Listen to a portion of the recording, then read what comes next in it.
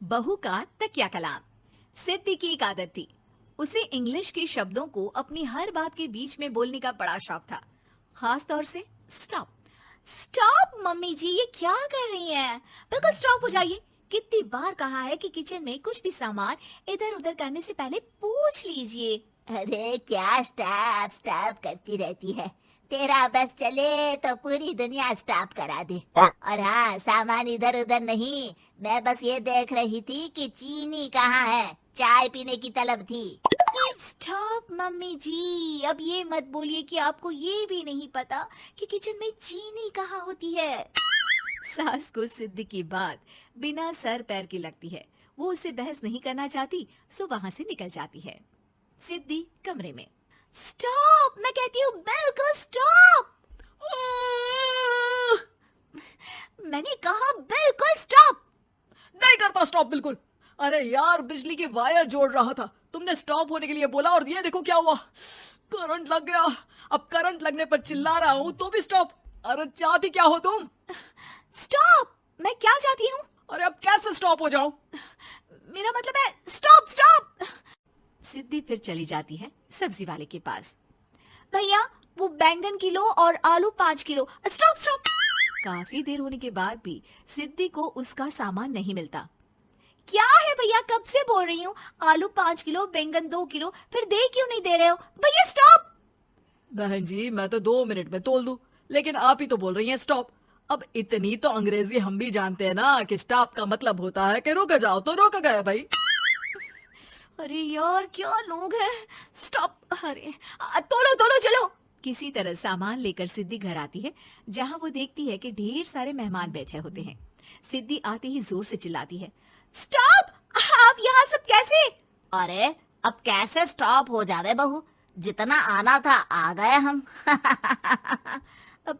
हाँ बैठिए ना। सासू माँ, आप बात करिए, मैं चाय बनाकर ला रही हूँ। सभी बात करने में लग जाते हैं कि तभी सिद्धि किचन से निकल कर आ जाती है। Stop stop. अरे क्या खाएंगे आप लोग? पकौड़ी बना दूं या चीला, या फिर इडली बना दूं? अरे जो मर्जी बना दो, बस ले आओ जल्दी से बहू, इन लोगों को निकलना है, कोई जरूरी बात करने आए हैं। अच्छा अच्छा स्टॉप।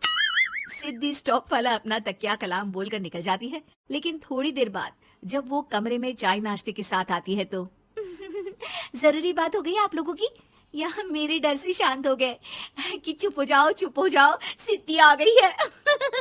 बोलिए ना। बस जैसे ही सिद्धि ने कहा बोलिए ना, घर में चकर पकर की आवाज गूंजने लगती है। अरे तुम स्टॉप क्या बोल कर गई, सभी शांत हो गए, अब बात शुरू करेंगे। हाँ भाई, बहू तुम वो स्टॉप बोल कर गई तो हम लोगों को लगा कि शायद तुम भी सुनना चाहती हो कि हम लोग क्या बात कर रहे हैं। फिर जो मेहमानों की बात शुरू होती है वो घंटों बीत जाते हैं, चलती ही रहती है। अरे तेरे स्टॉप के चक्कर में दोपहर हो गई, अब जाकर सबके लिए जा खाना बना कर लिया। तभी स्टॉप नहीं बोला होता तो अब तक बात खत्म हो चुकी होती।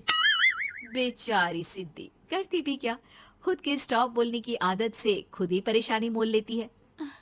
आप लोग खाना खाकर जाइए, हाँ मैं जा रही हूँ बनाने।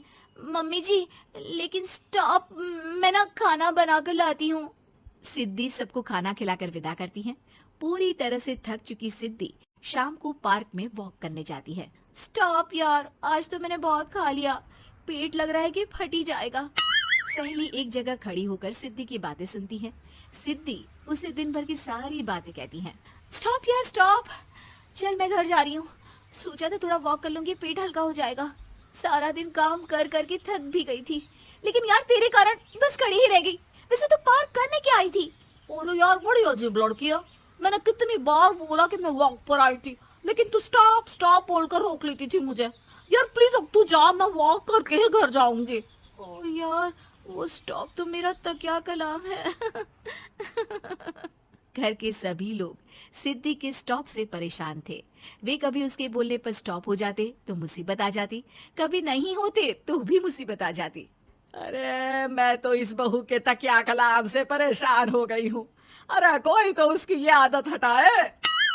देखो माँ, ये जो आदत होती है ना, जब तक खुद की जान पर न बन जाए आदत छूटती नहीं। अरे उसकी जान पर बनाए उससे हमें क्या, हम लोगों के लिए तो ये परेशानी का कारण बनती ही जा रही है। उधर सिद्धि खुद सोचती है, अरे यार पहले बाजार से देर, फिर दिन का सारा खाना, और फिर पार्क में मैं टहल भी नहीं पाई। क्या करूं? इस तकिया कलाम के कारण मैं खुद ही परेशानी झेल लेती हूँ। एक काम करती हूँ, आज से सोच समझ कर बोला करूंगी। बहू स्कूटी उठाती है और निकल जाती है, लेकिन जैसे ही वो बीच चौक पर पहुंचती है, स्कूटी फिसल जाती है और वो नीचे गिर जाती है। हाय रे, कोई तो बचाओ! किसने टक्कर मार दी मुझे? कितना दर्द हो रहा है! कोई तो डॉक्टर के पास लेकर चलो। स्टॉप! बस जैसे ही बहू स्टॉप बोलती है, सारे वहीं रुक जाते हैं। बड़ी घमंडी औरत है, एक तो हम बचा रहे हैं, ऊपर से देखो स्टॉप बोल रही है। स्टॉप! कोई नहीं है क्या इस पूरे शहर में? बहू अपने तकिया कलाम की रट लगा कर रखती है। स्टॉप! कोई है? कोई स्टॉप! लोग उसकी मदद के लिए आगे तो आते हैं, लेकिन जैसे ही उसका तकिया कलाम सुनते हैं, वहां से निकल जाते हैं। तभी कहीं से उसका पति लौट रहा था। वो बीवी को रास्ते में पड़ा देख हैरान रह जाता है। अरे तुम यहाँ, कितनी चोट लगी है तुम्हें? पति आसपास खड़े लोगों पर गुस्सा हो जाता है। आप लोगों को दिखाई नहीं दे रहा कि मेरी बीवी को चोट लगी है? कोई भी नहीं है जो उसे उठाकर बिठा सके? अरे भाई साहब, कोई क्या मदद करे इस महिला की? और इतनी घमंडी है, जब भी न उठाने की कोशिश करो स्टॉप स्टॉप बोल देती है। स्टॉप! ये क्या बोल रहे हैं आप लोग? मैं पिछले आधे घंटे से दर्द सह रही हूँ। स्टॉप! पति समझ जाता है कि मामला क्या है। वो सर पर हाथ रख लेता है, लेकिन जल्दी ही बीवी को डॉक्टर के पास ले जाता है। ओह, इन्हें तो बहुत ज्यादा चोट लगी है।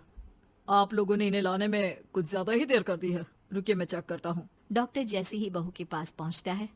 हाँ तो मैम, कहाँ चोट लगी है आपको? यहाँ? स्टॉप! डॉक्टर देखते देखते अचानक रुक जाता है। अब भी स्टॉप? अरे नहीं नहीं डॉक्टर साहब, अब तो सपने में भी स्टॉप नहीं बोलूंगी।